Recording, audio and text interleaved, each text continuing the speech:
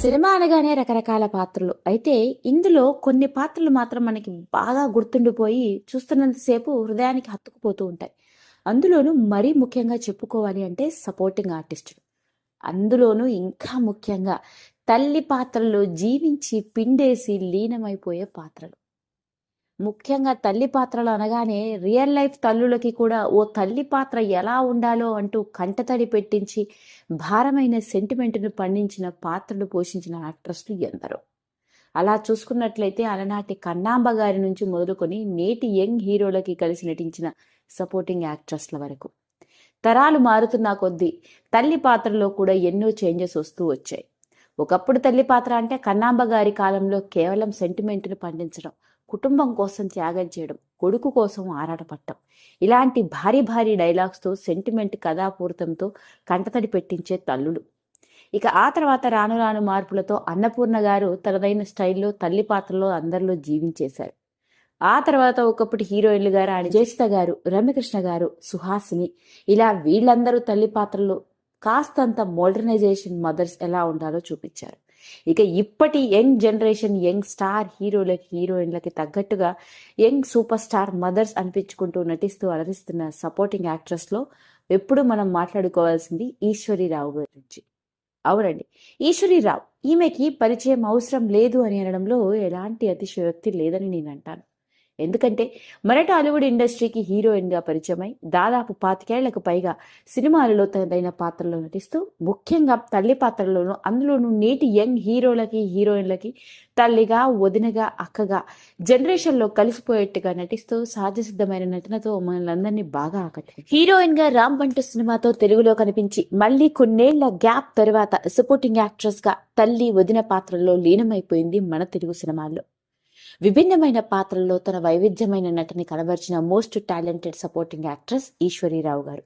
ఇక ఈవిడ తల్లిగా నటించిన సినిమాల్లో నితిన్ కి మదర్గా ఆలో, నేను లోకల్లో నానికి, అరవింద సమేత వీరరాఘవాలో రెడ్డమ్మగా, నాగ చైతన్యకి తల్లిగా లవ్ స్టోరీ సినిమాలో, ఇలా తాను నటించిన ప్రతి సినిమాలోనూ విభిన్నమైన పాత్రల్లో ఎంతో చక్కగా నటని కనబర్చి ప్రేక్షకులందరినీ మైమర్పింపజేసింది. అలాంటి ఈశ్వరీరావు కెరియర్ని మలుపు తిప్పిన సినిమా తమిళ్లో సూపర్ స్టార్ రజనీకాంత్ గారితో కలిసి నటించిన కాలా సినిమా. ఇక ఆ సినిమాలోని రజనీకాంత్ గారి భార్యగా ఓ పల్లెటూరి యాసలో ఆవిడ పోషించిన పాత్ర బెస్ట్ సపోర్టింగ్ యాక్ట్రెస్ గా ఫిల్మ్ఫేర్ అవార్డుని కూడా అందుకుంది.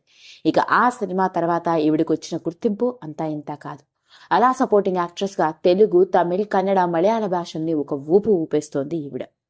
మరి ఎంతగా ఉపోద్ఘాతం ఇస్తున్నాను, విషయం ఏంటబ్బా అని అనుకుంటే అసలు విషయం ఏంటయా అంటే ఈశ్వరీరావు గారు మాత్రమే కాదు, ఆమె భర్త కూడా చిత్రసీమ రంగానికి చెందిన నటుడు అన్న విషయం మీకు తెలుసా? అవునండి, వినడానికి ఎంతో ఆశ్చర్యంగా ఉన్నప్పటికీ నేను చెప్పేది అక్షరాల నిజం. ఆ విషయంలోకి వెళ్తే ఈశ్వరీరావు గారు హీరోయిన్ గా ఇటు తెలుగులోను తమిళ్లో రాణిస్తున్న రోజుల్లోనే ఎల్ రాజా అనే తమిళ సినిమా డైరెక్టర్ ని ప్రేమించి పెళ్లి చేసుకుంది.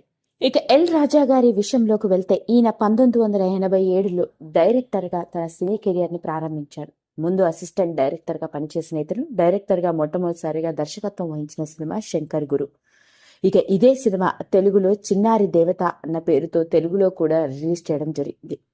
ఇక ఆ తర్వాత కాళీచరణ్, కుట్రవల్లి, సొంత రక్కన్ ఇలా ఎన్నో సినిమాలకి డైరెక్టర్ గా పనిచేసి ఆ రోజుల్లో బ్లాక్ బస్టర్ హిట్స్ ని అందించారు.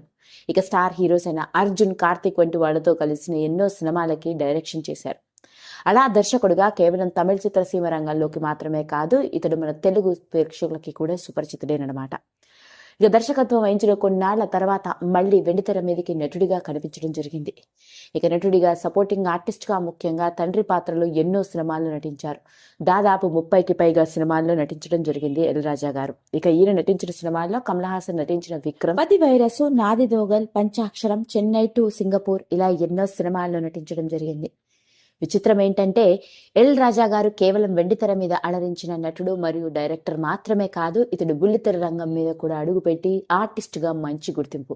అది కూడా ఇతడు మన తెలుగు బుల్లితెర ప్రేక్షకులకి కూడా సుపరిచితుడు.